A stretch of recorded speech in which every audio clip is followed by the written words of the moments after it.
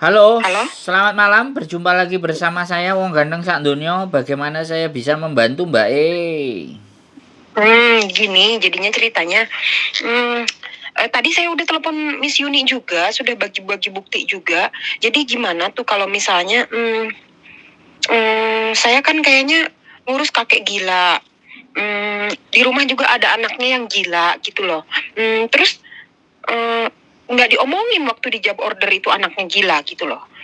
Jadi sekarang saya di rumah 2 orang hadapin 2 orang gila gitu loh. Hmm. Terus maunya sampean gimana? Gimana kalau saya misalnya mau minta balik Indonesia, gimana ngomong ke agensi apa gimana?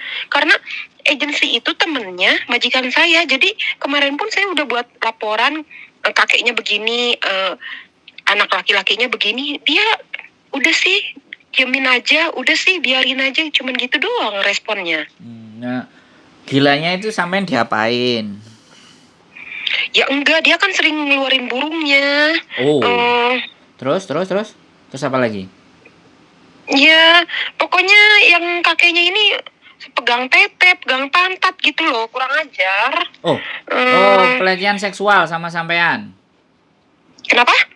Sampean yang dipegangin. Iyalah, saya yang dipegangin, masa saya pegangin dia? Oh, sebentar. Berarti pelecehan seksual. Oke. Ya pokoknya, Oke, ya, ada buktinya kan? ya ada saya videoin, tapi kalau yang pegang-pegangnya saya nggak videoin lah, orang kejadiannya cepet. Oh, yang sampean videoin yang bagaimana? Yang lagi buka celana. Oh, di hadapannya sampean dia buka celana. Iya. Terus aku pun lihat itu di resep-resep obatnya. Ternyata kalau aku di searching di Google itu ternyata itu sakitnya sakit bipolar loh si kakek ini. Dan Bipolar. anaknya ini pun sama teriak-teriak apa gimana. Jadi saya ini tiap hari ngerasa ada ketakutan gitu loh. Yang saya mau ini gimana kalau saya mau minta balik Indonesia aja. Saya kan baru datang 2 minggu. Hmm, Daripada saya ngerasa ketakutan kayak gini terus, apa saya harus gimana? Sementara agensi saya kayaknya cuek-cuek aja gitu loh.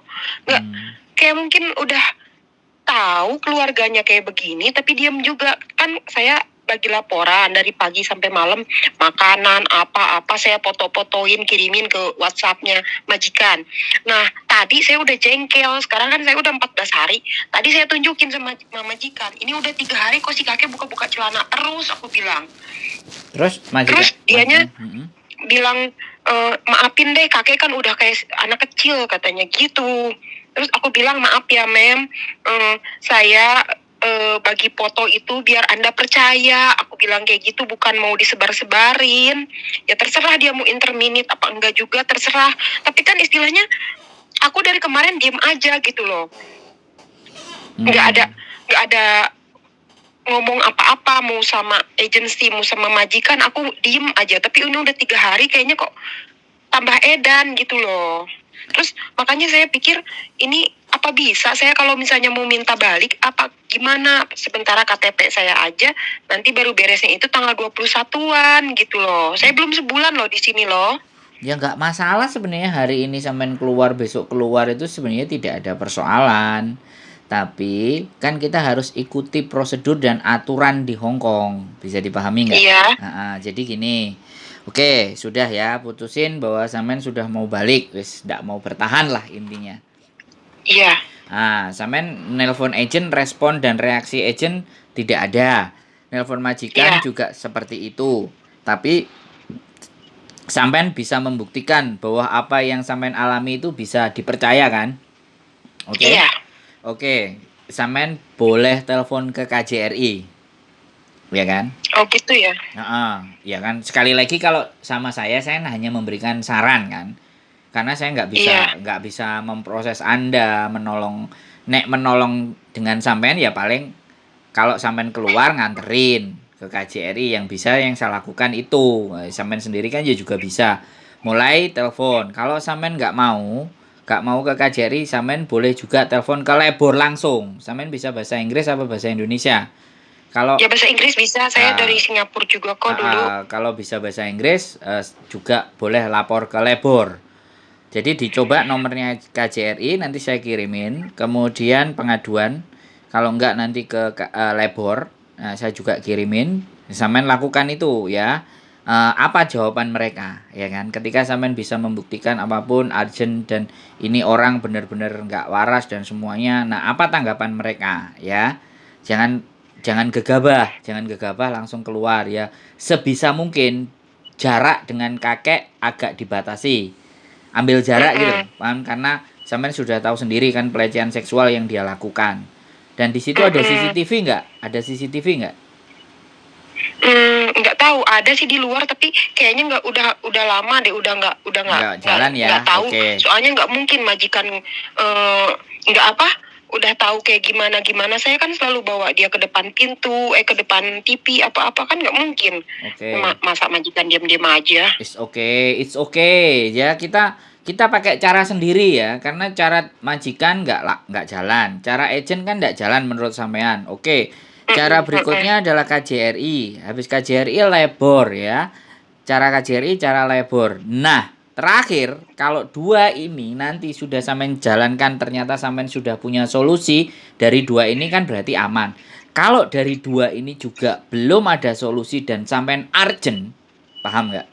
Jadi sangat urgent sekali gitu loh, maksudnya bahwa ini sudah mengancam atau membahayakan diri sampean, telepon polisi. Saya kayaknya pengennya, maksudnya nggak sampai ribet ruwet masalah kayak begitu. Apa boleh saya minta balik aja gitu loh. Mbak, dengerin saya ngomong sekali lagi. Nggak bisa sesuai pikiran sampean. Hongkong punya aturan, paham nggak? Halo? Kalau sampean mau kabur, boleh. Menurut saya, tapi resikonya saya nggak berani tanggung dan saya tidak menyarankan. Karena ini saya konten. Sekali lagi ini saya konten. Saya nggak menginginkan menyarankan hal yang tidak baik buat sampean. Jadi prosedur pertama, memang ada prosedurnya Mbak kalau main di Hong Kong, ya kan? Sekali lagi, ya kan? KJRI saya bilang, setelah KJRI Lebor, ya. KJRI Lebor ini nggak masuk ketika urgent dan membahayakan sampean. Saya ulang lagi ya, baru ke polisi. Kalau sampean nggak mau melewati ini, ya silahkan telepon agentnya. Paksa agentnya untuk saya mau break hari ini. Karena yang ngurusin sampean kan agent, bener nggak saya ngomong? Iya benar. Ya sampean paksa itu agent. Kalau agent dipaksa, yang di atasnya agent siapa yang bantu sampean? KJRI. Karena agent akan takut dengan KJRI. Paham nggak? Nah kalau KJRI nggak jalan, Lebor. Bisa dipahami nggak? Itu alurnya, Mbak. Jadi jangan sampean memaksa sesuai dengan karepe sampean.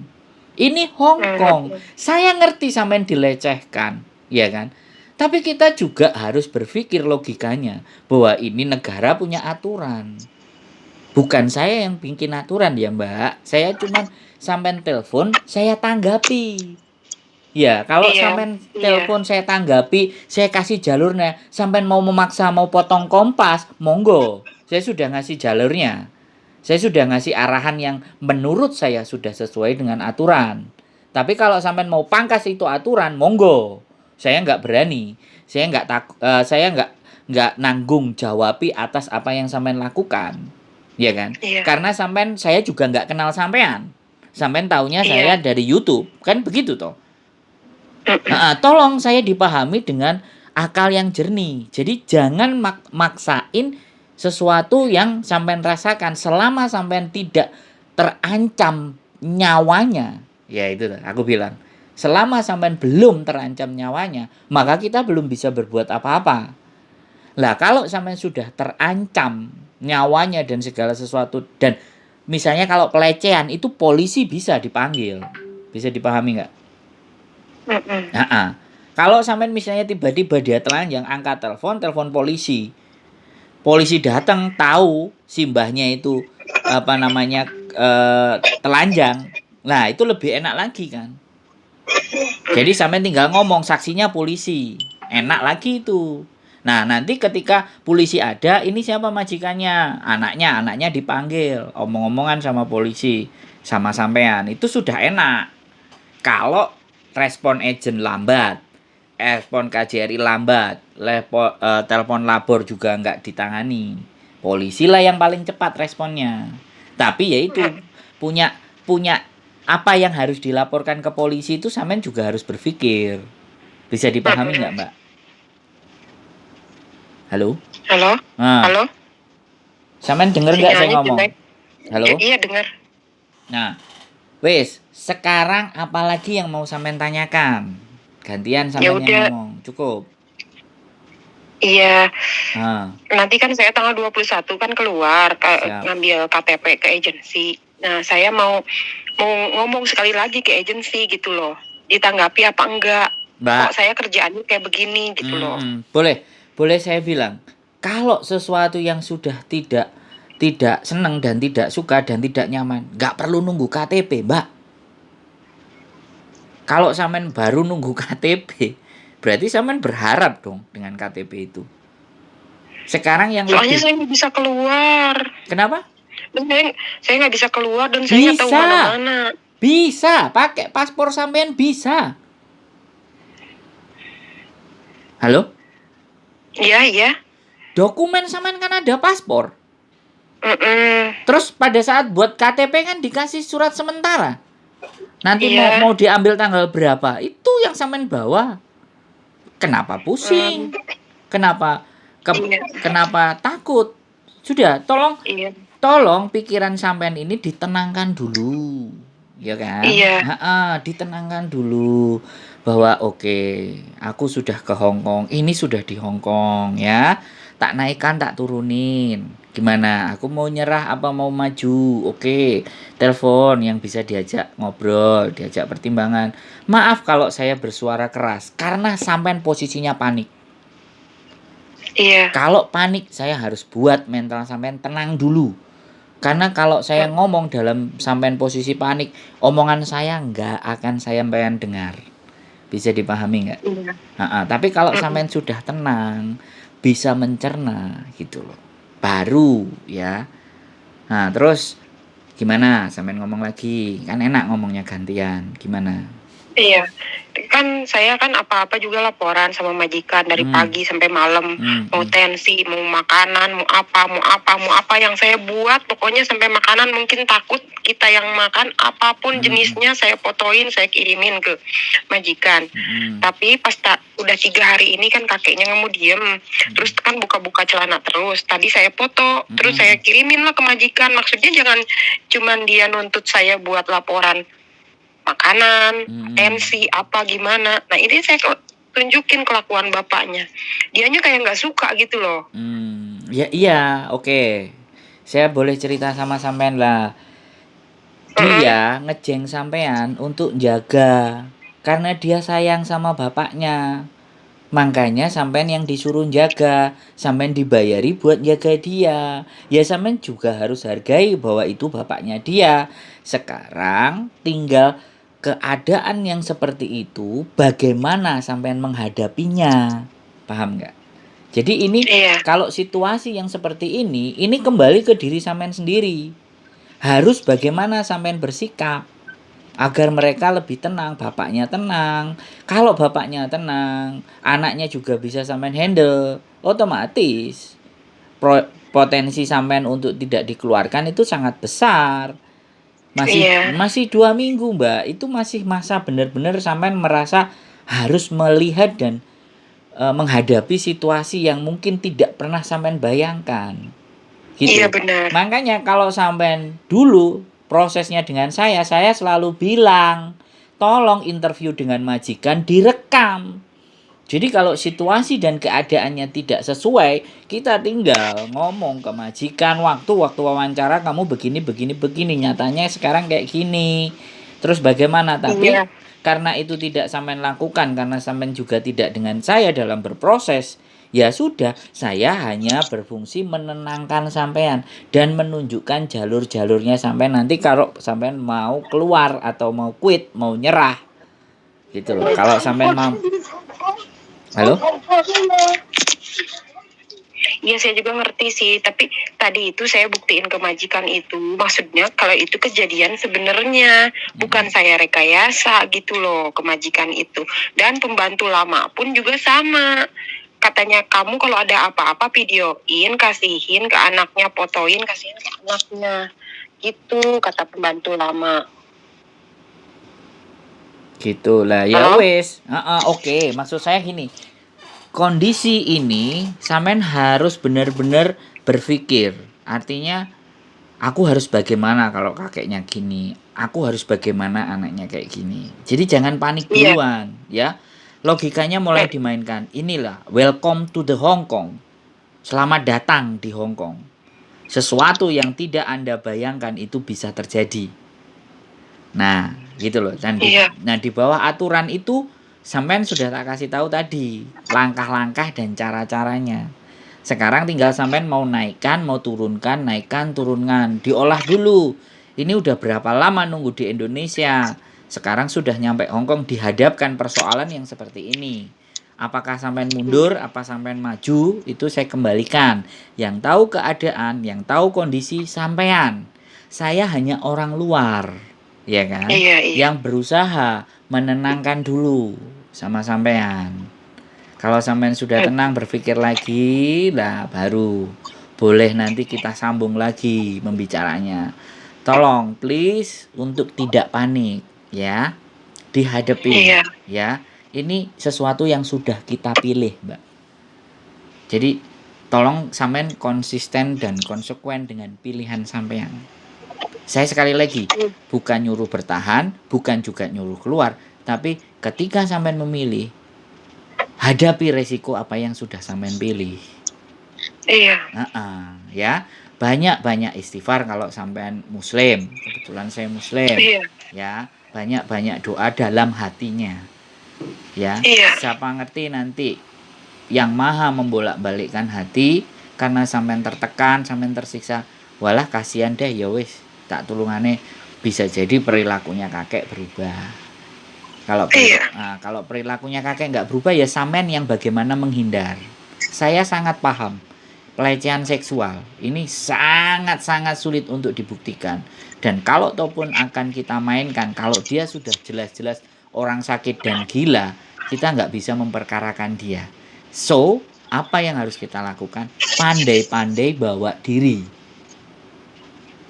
Begitu ceritanya Mbak E. Iya. Wes, ada lagi sampean yang mau ditanyakan Mbak E? Enggak Mas. Cukup ya. Iya. Yang semangat.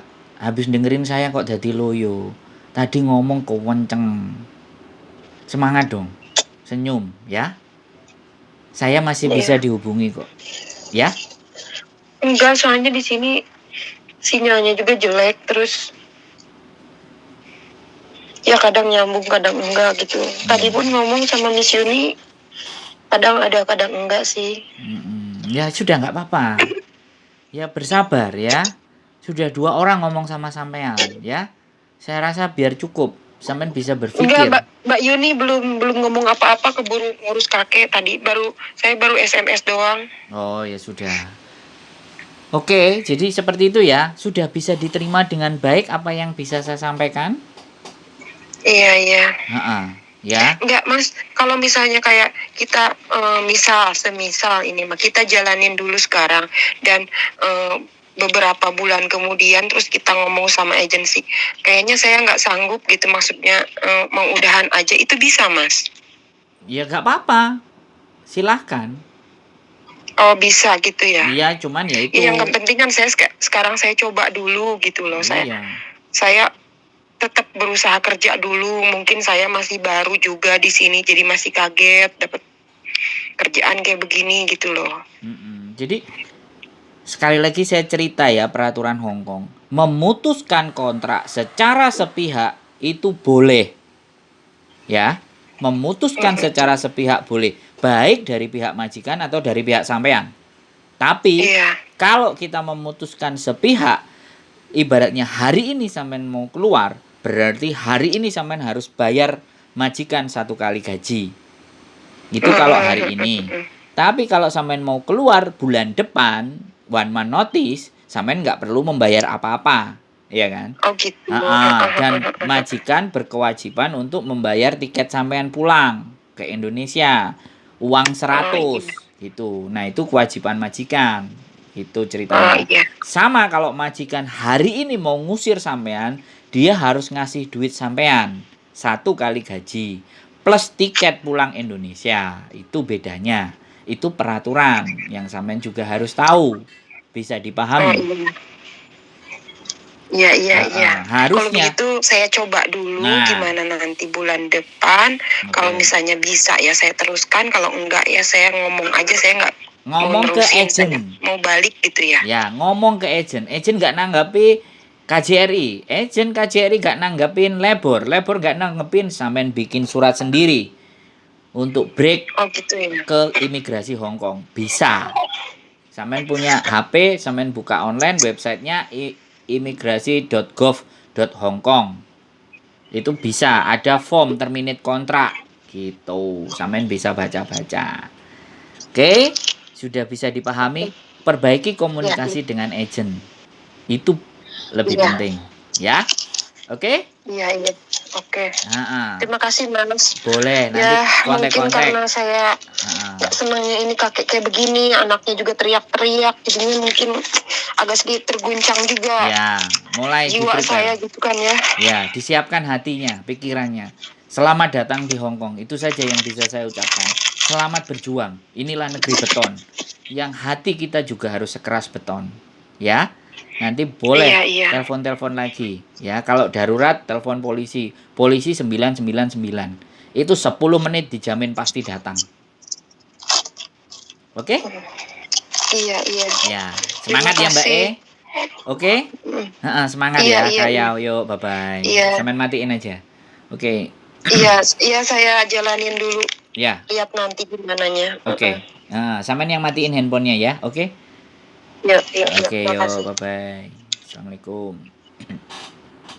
Buat teman-teman semuanya, baru 2 minggu. It's okay, nggak apa-apa, ya. Mohon maaf kalau saya berbicaranya agak keras, tapi karena di saat orang panik harus ditenangkan dulu. Orang galau harus ditenangkan dulu, harus diyakinkan dulu. Ketika dia sudah duduk tenang, baru kita bisa masukkan, ya. Sekali lagi, keep stay tune in my YouTube channel and see you next video. Bye-bye.